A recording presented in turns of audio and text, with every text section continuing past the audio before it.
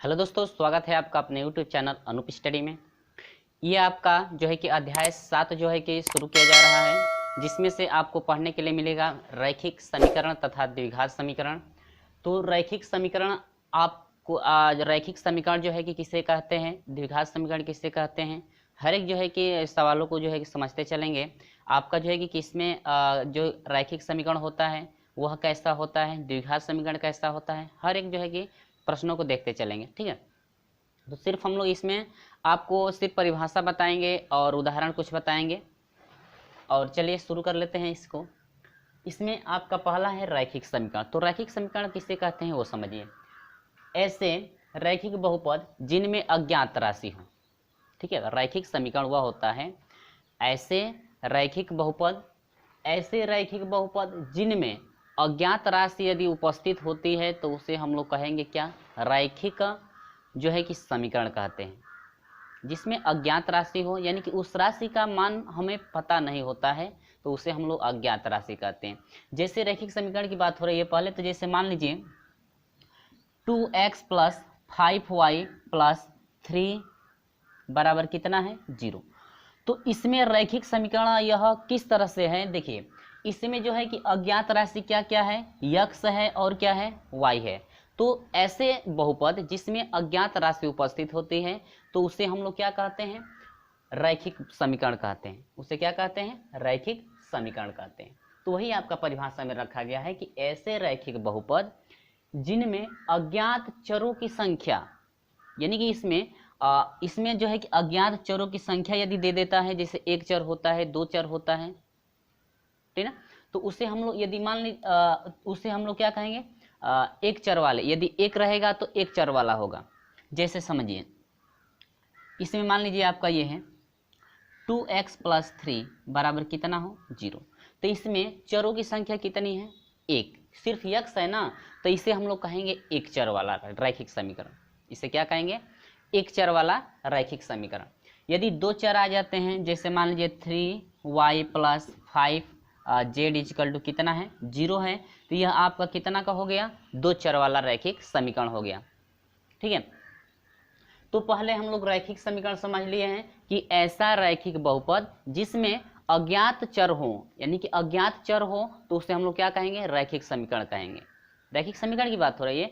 ऐसा रैखिक बहुपद या ऐसा रैखिक बहुपद जिनमें अज्ञात चरों की संख्या हो, तो उसे हम लोग क्या कहते हैं, रैखिक बहुपद कहते हैं। लेकिन एक रैखिक बहुपद किसे कहते हैं, देखिए एक चर वाले रैखिक बहुपद, ऐसे रैखिक बहुपद जिनमें अज्ञात चरों की संख्या यदि एक होती है तो उसे हम लोग एक चर वाले रैखिक बहुपद कहते हैं। और दो चर की बात करें तो ऐसे रैखिक बहुपद जिसमें अज्ञात चरों वाली संख्या, यानी कि अज्ञात चरों की संख्या दो होती है, तो उसे हम लोग क्या कहते हैं, दो चर वाले रैखिक समीकरण। यदि तीन चर की बात करें तो उसमें तीन चर आ जाएंगे, तो वह तीन चर वाले रैखिक समीकरण हो जाएंगे। ठीक है, चार रहेगा तो चार चर वाला रैखिक समीकरण, ऐसे करके आपका होगा। ठीक है, तो ये आपका एक चर वाला हो गया, ये दो चर वाला हो गया। और जिससे मान लीजिए आपका हो जाए x plus 5y plus z बराबर कितना, 0। तो यह आपका कितने चर वाला है, तीन चर वाला। तो ये आपका हो जाएगा तीन चर वाले रैखिक समीकरण। ठीक है, क्लियर हुआ ना। चलिए अगला इसी तरह से देख लेते हैं हम लोग। अब आगे आपका क्या कह रहा है, देखिए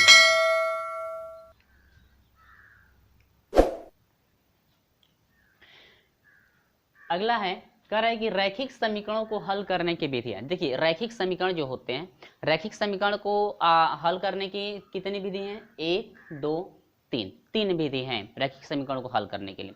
लेकिन हम जो है कि पहले से एक वीडियो बना दिए हैं शॉर्ट ट्रिक, यानी छोटे ट्रिक के माध्यम से हम लोग रैखिक समीकरण को कैसे करते हैं, और उसका जो है कि डिस्क्रिप्शन में आपको लिंक दे दिया जाएगा। यानी कि रैखिक समीकरण का शॉर्ट ट्रिक करके जो है कि आपका डिस्क्रिप्शन में लिंक दे देंगे, हम वहां से आप जो है कि जाकर देख सकते हैं। उसका शॉर्ट ट्रिक है, क्योंकि यदि हम लोग ये विधि लागू करते हैं, ये विधि लागू करते हैं, ये विधि, यानी कि तीनों विधि में से कोई भी यदि विधि हम लोग लागू करते हैं तो आपका प्रोसेस थोड़ा बड़ा हो जाता है।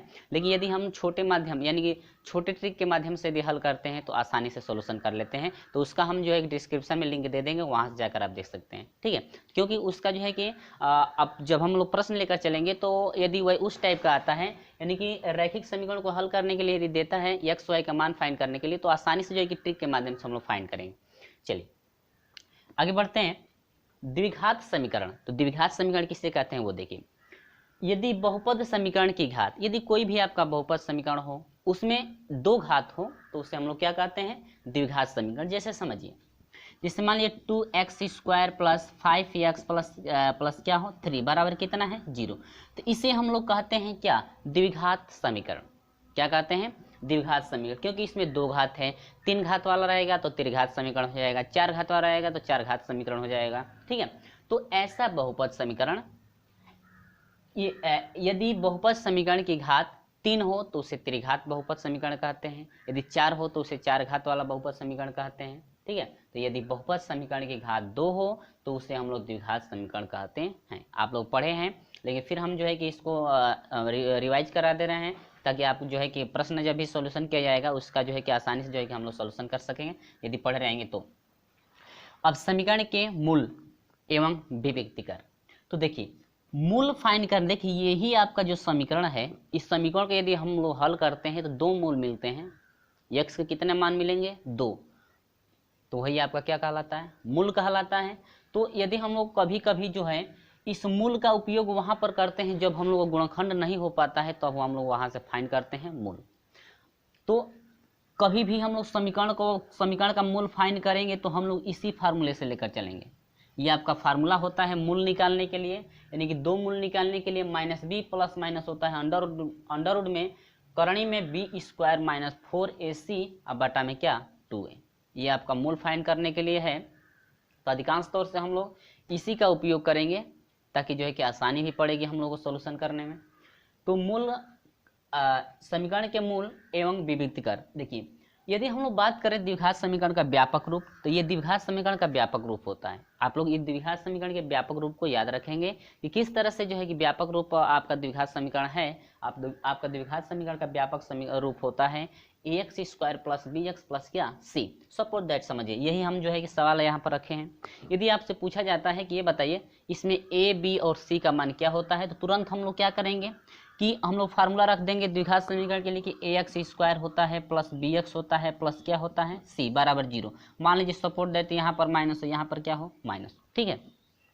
तो यदि a की बात करें तो a बराबर आपका -2 मिला, b की बात करें तो b बराबर आपका -5 मिला, और c की बात करें तो c बराबर क्या मिला 3। तो जब भी आपसे जो है कि द्विघात समीकरण के व्यापक रूप पूछा जाए फ्रेंड्स, तो आप लोग तुरंत बताएंगे ax² प्लस bx प्लस क्या c, ठीक है। तो यह मूल निकालने के लिए फार्मूला, इस फार्मूले को आप लोग याद रखेंगे। अब देखिए विभक्तिकर की बात करें तो विभक्तिकर का फार्मूला होता है विभक्तिकर को इंडिकेट करते हैं d से। तो विभक्तिकर d बराबर होता है आपका b² - 4ac। जब भी आपसे जो है कि विभक्तिकर का जो है कि फार्मूला पूछा जाए कि विभक्तिकर का फार्मूला क्या होता है, तो बताएंगे d बराबर होता है b² - 4ac। क्लियर है। तो ये रहा आपका प्रोसेस। तो चलिए ये अभी आपका समीकरण के मूल का आपका पहला था। अब देखते हैं जरा दूसरा।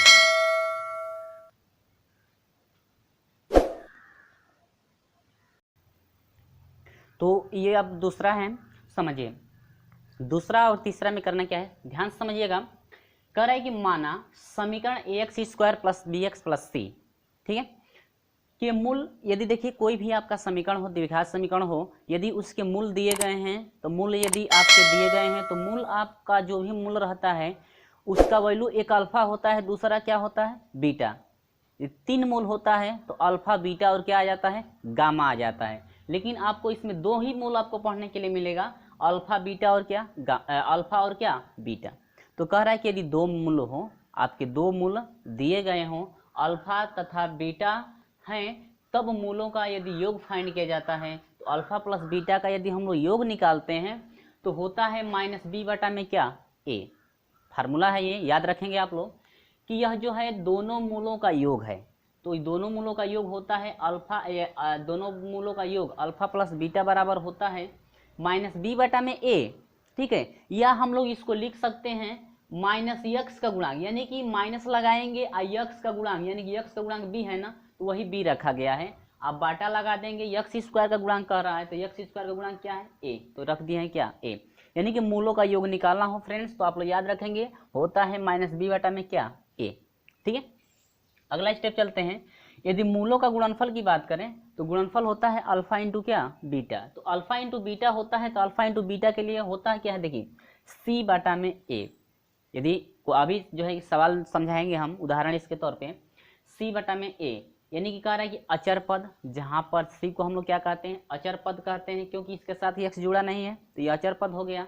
तो अचर पद चाहिए तो सी हो गया, एक्स स्क्वायर का गुणांक क्या है, ए है, तो क्या एक्स स्क्वायर गुणांक ए है ना, ए हो गया। ठीक है, अब देखिए यदि द्विघात समीकरण दिया हो a x square plus b x plus c के रूप में दिया हो बराबर 0 हो, लेकिन यहाँ प्रतिबंध दिया है कि यानी कि ए नॉट इजिकल टू 0, यानी कि जो ए वाला मान है ये यहाँ पर कभी 0 नहीं होना चाहिए, यानी ए का मान 0 के बराबर नहीं होना चाहिए।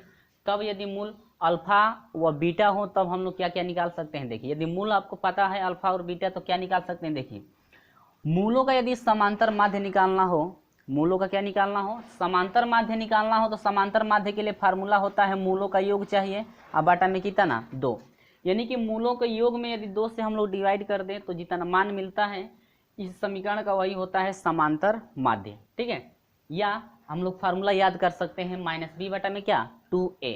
आप इतना याद रख सकते हैं या आप याद रख सकते हैं कि समांतर माध्य यदि निकालना हो तो माइनस बी बटा में क्या होता है 2a होता है। ठीक है, इसके बाद मूलों का हरात्मक माध्य, यदि हरात्मक माध्य की बात करें तो यह होता है 2 अल्फा इंटू बीटा, दोनों मूलों का गुणनफल होता है, और बाटा में होता है अल्फा प्लस बीटा, दोनों मूलों का क्या योग। या हम लोग फार्मूला याद रख सकते हैं, सिर्फ यही आसान रहेगा आपको, 2c बटा में क्या होता है माइनस बी। ठीक है, चलिए जरा हम लोग उदाहरण समझते हैं। जैसे मान लीजिए 2x square plus 5x minus क्या दिया हो 3 बराबर कितना हो 0। ठीक है, तो पहले उदाहरण आप समझिए, उसके बाद जो है प्रश्नावली में से 2 या 3 आपके जो है प्रश्न पहले इसमें रखे जाएंगे। चलिए, अब कह रहा है कि पहले देखिए, कह रहा है कि वह द्विघात समीकरण है, यदि आपके द्विघात समीकरण के मूल मालूम हो अल्फा और बीटा आपके दिए गए हैं, तब यदि कहता है कि अल्फा प्लस बीटा निकालिए तो अल्फा प्लस बीटा के लिए क्या फार्मूला होता है, फार्मूला आप लोग याद रखेंगे, डायरेक्ट हम लोग मान रखेंगे, माइनस होता है तो माइनस लगा लीजिए, बी का मान पूछ रहा है तो बी का मान कितना है ए बी, बी का मान 5 है, अब बाटा में कह रहा है कि ए चाहिए तो ए का मान कितना है 2, यानी कि दोनों मूलों का योग आपका हो जाएगा -5 बाटा में कितना 2। ठीक है, देखिए कहीं मिस्टेक ना हो। और फिर गुणनफल की बात करें अल्फा इंटू क्या बीटा, तो गुणनफल का फार्मूला होता है सी बटा में क्या चाहिए ए, तो यह सी है, यानी कि इसी तरह से ना होता है x square plus b x plus क्या सी बराबर कितना होता है 0। तो कह रहा है कि सी बटा में ए होता है तो सी का मान -3 है, और बटा में ए होता है तो ए का मान कितना है 2, यानी कि -3 बटा में कितना 2। तो ये है मूलों का योग और गुणनफल हुआ ना। अब चलते हैं समांतर माध्य की तरफ। तो समांतर माध्य फाइंड करना हो तो समांतर माध्य के लिए फार्मूला होता है कि -b का मान चाहिए और किसका 2a, तो माइनस से तो माइनस लगा लीजिए, अब b का मान कितना है 5, अब बाटा में यदि 2 है तो 2 लगा दीजिए, और कह रहा है कि a का मान कितना है 2, तो 2 रख देंगे, मल्टीप्लाई कर दी -5 बटा में कितना 4। ठीक है, क्लियर हुआ ना। अब इसके बाद देखते हैं इसको। ठीक है, हरात्मक माध्य की बात करें तो हरात्मक माध्य बराबर क्या, इसको हम लोग यदि याद रखते हैं तो थोड़ा प्रोसेस बड़ा हो जाएगा, हम लोग इसी को सिर्फ याद रखेंगे। होता है क्या 2c बटा में -b है, तो 2 गुणे होता है c, तो c का मान कितना है, c का मान क्या है, c का मान कितना है -3, अब बाटा में माइनस क्या b, तो b का मान कितना है 5। ठीक है, अब समझिए 3 दूनी के -6 बटा में माइनस कितना 5, ये कट गया, यानी कि 6 बटा में कितना हुआ 5। ठीक है, तो ये प्रोसेस रहा। तो चलिए हम लोग थोड़ा एक और उदाहरण समझ लेते हैं।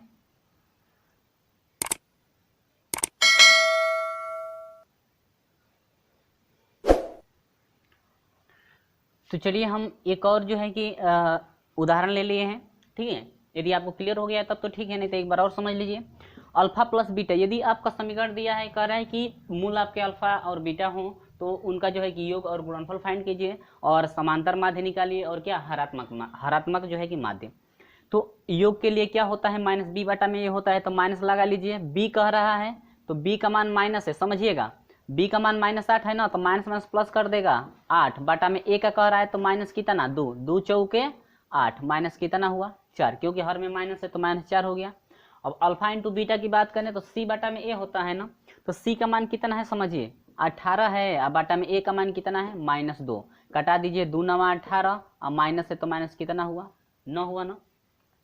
अब जरा समझिएगा, यहाँ पे कह रहा है कि इनका जरा समांतर माध्य निकालिए और हरात्मक माध्य निकाल कर बता दीजिए। तो यहाँ पर हो जाएगा माइनस बी का मान पूछ रहा है, तो हरात्मक समांतर माध्य के लिए बी का मान कितना है, देखिए -8 है ना, तो माइनस माइनस प्लस कर देगा 8। अब बाटा में देखिए 2 गुणे, कह रहा है कि ए बताइए, तो ए का मान कितना है, याद है ना, देखिए यहाँ पर ए का मान -2 है, तो -2 रखेंगे। 2 चौके 8 और 2 दूनी के कितना 4, ये माइनस है तो माइनस ऊपर चला जाएगा, माइनस कितना हुआ 2। ठीक है, इसके बाद ये क्लियर है ना। अब समझिए, देख लीजिएगा गलत ना हो कहीं कटाने में। अब यहाँ से 2c बटा में क्या होता है, माइनस भी होता है, तो 2 गुणे c का वैल्यू पूछ रहा है, तो c का वैल्यू कितना है 18 है ना। अब बटा में माइनस है तो माइनस लगा लीजिए। अब b का मान कितना है -8, तो माइनस माइनस प्लस कर देगा कितना 8। समझिए 2 चौके 8 और 2 दूनी के 4 और 2 नवा 18, यानी कि 9 बटा में कितना हुआ 2। ठीक है, तो ये प्रोसेस रहा। तो चलिए अब हम जो है कि आपको जो है कि स्क्रीन पर कुछ महत्वपूर्ण जो है कि सूत्र देंगे, आप जो है कि उसका स्क्रीनशॉट कर लीजिएगा। ये भी आपका सूत्र है, इस सूत्रों को आप लोग याद रखेंगे, क्योंकि जब भी प्रश्नावली स्टार्ट की जाएगी आपका जो है कि इन्हीं का उपयोग किया जाएगा। तो चलिए आपको स्क्रीन पर जो है कि फार्मूला दिखाई दे रहा है, स्क्रीनशॉट जल्दी कीजिए। इसके बाद प्रश्न नंबर 1 जो है कि स्टार्ट किया जाएगा।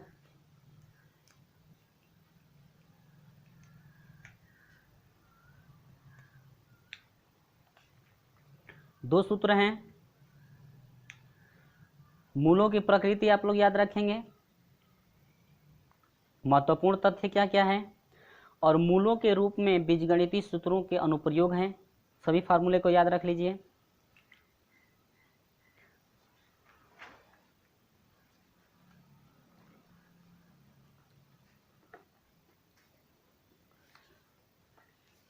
तो चलिए स्क्रीनशॉट कर लिए होंगे।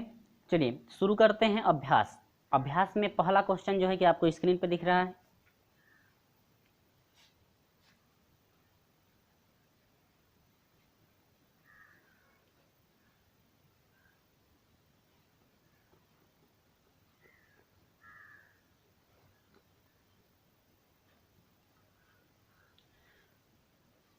तो पहला क्वेश्चन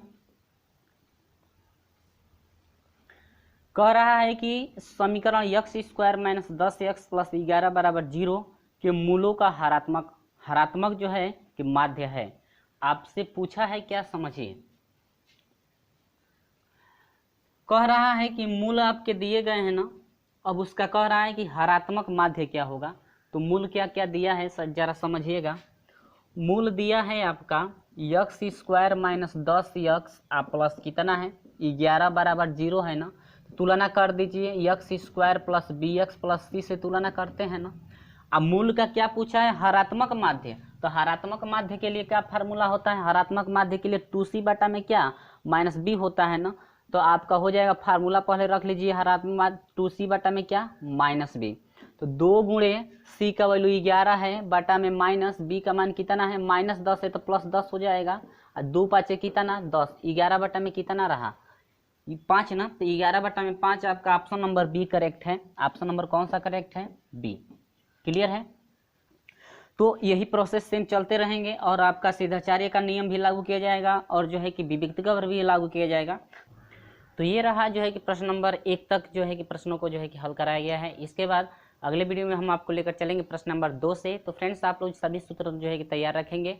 प्रश्न नंबर 2 जो है कि आपका शुरू किया जाएगा विविक्तिकर पर जो है कि आपको जो है कि बताया गया था कि जो है कि मूल फाइंड करने के लिए आपका कौन सा फार्मूला लागू किया जाएगा, -b प्लस माइनस जो है कि अंडर में b² - 4ac डिवाइड बाई आपका 2a जो होता है उसी के फॉर्म पे हम लोग चलेंगे। तो हर एक फार्मूला आप जो है कि उम्मीद करेंगे कि हम जो उम्मीद रखेंगे कि आप लोग जो है कि हर एक फार्मूला याद रखेंगे। तो फ्रेंड्स मिलेंगे इसी तरह से अगले वीडियो में जो है कि प्रश्न नंबर 2 से शुरू किया जाएगा।